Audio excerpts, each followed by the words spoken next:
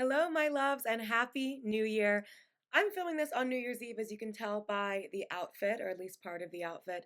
But anyway, I really wanted to record this message before I go out to my New Year's Eve festivities because it's very close to my heart and I have a lot that I want to share in a very short time. So let's get into it.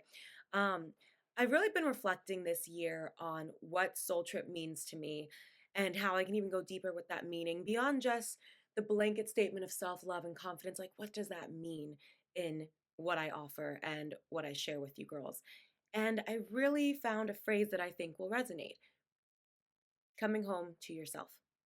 Soul Trip with Chel, with me, is about learning how to come home to yourself. I just want you to think about what that sentence feels like to you. Because for me, I just get a sense of peace. Because when you're at home and you're in a home that feels like home, you feel at peace. And from that place, there's so much you can do, so much you can be. But first, you have to come home to yourself. And that means knowing yourself, being at peace with yourself, the good and the bad and the ugly, and loving yourself.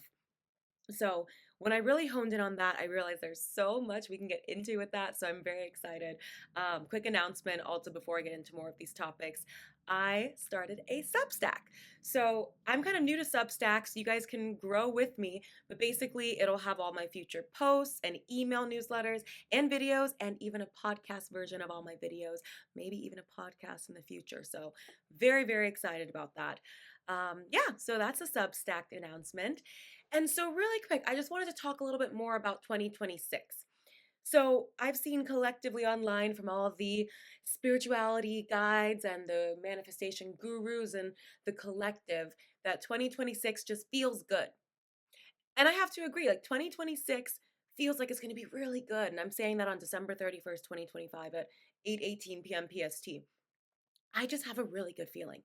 Now, for me, 2025 wasn't bad. The first half of the year was extremely prolific on the acting side, and then that kind of made me take a step away from a lot of other things to, digest all of that and get comfortable holding all of that. Story for another time. And it really made me go deep in a lot of ways because I found even when I got what I wanted, what I've always said I wanted, in certain aspects with acting, there was still something underneath that still needed some work, still needed a little bit of love and exploration and discovery. So I really went deep with that this year, and I'm just going into 2026 and feeling at home with myself, feeling so much more centered and grounded and sure of what I really want to do in this life and how I want to serve and how I want to use my voice and my gifts. And that is what I want for all of you watching this and whoever stumbles upon this in the future. That's really what I want for you, and I want to help you do that. So I'm super jazzed to get into more of these topics in the new year. It's going to be great, especially with the Substack. Just wait till you see it. Like, everything is in one place. It's so convenient.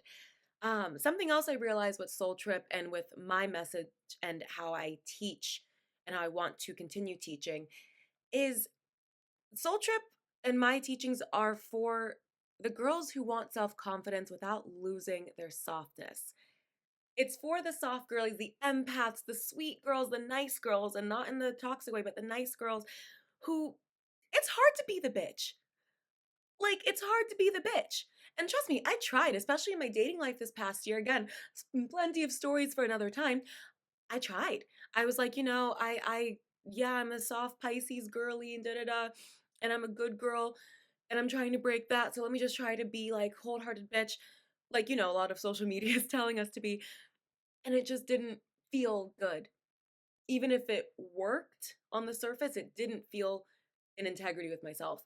And so the more I thought about that and how it didn't work and how the more I tried to force it, it felt even worse. I was like, there's got to be other girls who feel this way, who just we're not meant to be that type of bitch. And I keep using that word because I think it's such um it's the vibe that's been out there on social media lately of how to be this person, or the black cat, which the black cat is a great archetype. But yeah, so as I reflected on that, I was like, there's something here because I am learning and I want to continue to teach and also continue to learn how to have that self-confidence, the self-assuredness without losing your softness. So that's going to be a big theme of next year as well in my videos and stories that I tell you, is how you can do that, how you can stand your ground, how you can hold your boundaries, be in integrity with yourself, not get mistreated without losing that beautiful, soft gooiness that you might have, because that's just who you are and there's nothing wrong with it. So yeah, let's see. I'm just checking my notes here because I know there are a few things I want to talk about. Actually, I think I covered it for the most part. I want this to be a pretty quick video. We're just diving into the new year. There's so much more exciting things we can talk about. But yeah, I just really want to drive home those 2 points, that this is about coming home to yourself. And it's also about how to be self confident, self assured without losing your softness. And I just really experienced all of that on such a gorgeous, deep level this past year that I will cry if I talk too much about it. And I'm not ruining all this makeup that I just did to go out. So I just really, I'm living proof of it. And that's why I bring it up. I'm living proof of what I share and the work that we'll be doing in the new year if you choose to work with me. I'm living proof of it. I've been doing this for almost a decade, and every time I uncover new layers, and I'm really, this year got me to a place where I just feel really centered. And, if you've been following me for a while, maybe you see the change. I don't know. But yeah, 2026 can be an amazing year. We all have to claim it for ourselves.